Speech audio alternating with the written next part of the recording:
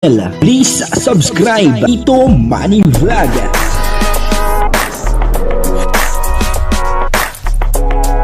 Payagan po si Tito Manny Vlog na mag-reactor para pambiling gamot sa kanya pong karamdaman. Wala man siyang records ng ng awayan. Yun po, si Kalingap Jomar ay mayroong inamin tungkol po sa isang babae. Papanoorin po natin yung video at ano po ba itong inamin ni Kalingap Jomar. Pero bago po yan, ako muna po bumabati sa inyo lahat ng magandang umaga, magandang tanghali at magandang gabi sa inyong lahat mga kapatid.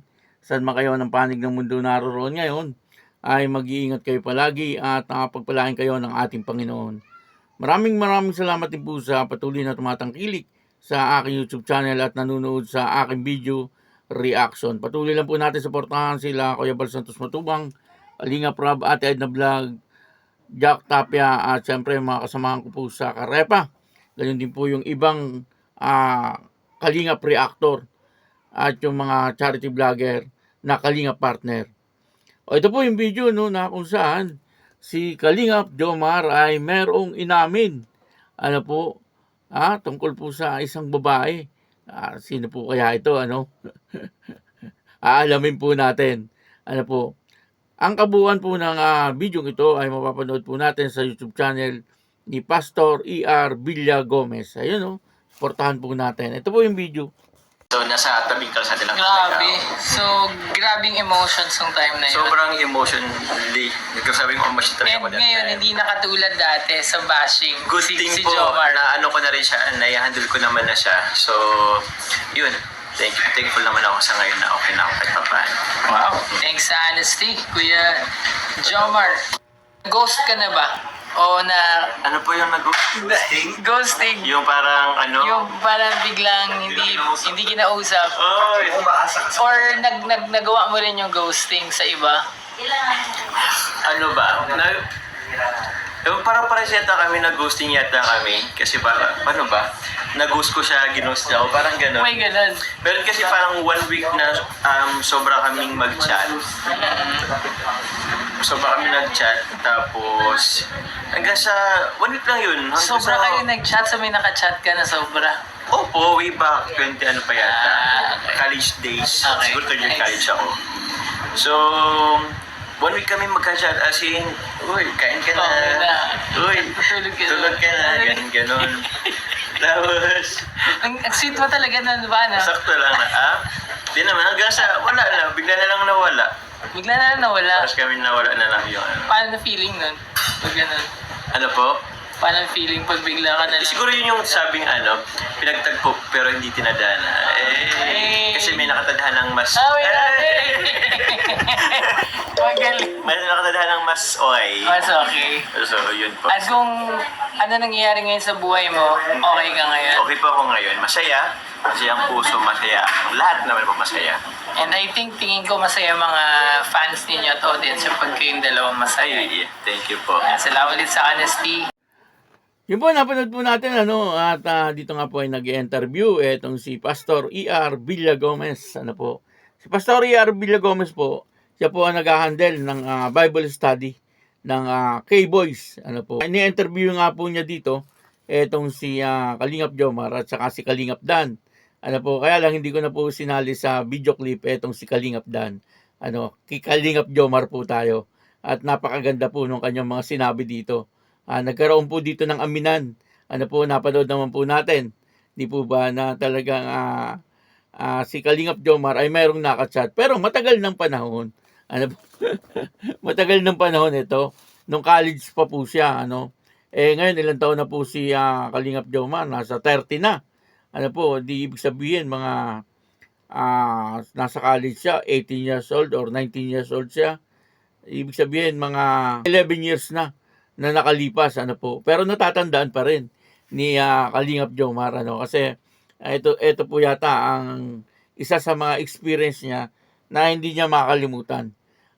Yung meron siya nakachat na isang babae na talagang naandun daw medyo matindi yung kanilang pagchat, yung po sabi niya siguro yung mga good morning, kain ka na, yung mga gano'n ingat ka, good night. Ganun po ano, yung mga chat ng kabataan ano, sa ngayon, ano po. At yun na nga, no, medyo matindi daw po ito, pero sabi ni Kalingap Jomar, pagkalipas yata ng 1 week, ano po, ay nawala na. Parehas na naglaho. Kumbaga ay wala na po silang komunikasyon. Grabe, no, isang linggong pag-ibig lang pala to. Ano, isang linggong pag-ibig lang ni Kalingap Jomar. Pero, yun daw po ay pinagtagpo, ano, pero hindi nakatadhana. Ano po. At kasi daw nga po, merong tao na nakatadhana sa kanya. You know, siyempre, wala pong iba. Ang tinutukoy niya po rito ay si Baby Carla. Ano po. Ibig sabihin, kung noon ay pinagtagpo pero hindi tinadhana, ibig sabihin ngayon ay pinagtagpo pero itinadhana. Ano po.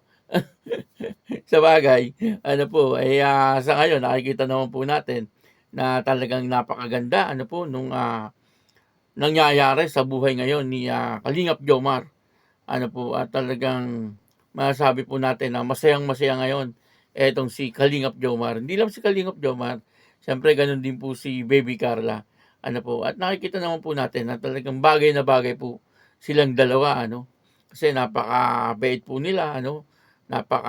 Malawak ang pangunawa at hindi po basta-basta nakikinig sa mga ibang tao. Ibig ko sabihin ay tulad po ng mga baser, ano, hindi po sila masyadong naapektuhan.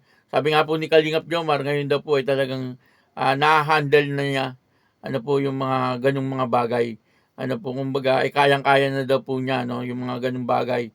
Yung katulad po ng siya ay binabas. Ano, kahit po si Carla sa tingin ko ay talagang matatag na. Ano po si Carla, no, napakarami ng pinagdaanan na pagsubok etong dalawang ito. Ano po si Baby Carla at saka si Kalingap Jomar. Maaaring sila na po yung pinagtagpo at magkatadhana. Ano po. At nakakatuwa naman po ano na talagang sa ngayon nakikita po natin ay maayos na maayos ano po yung kanilang relasyon.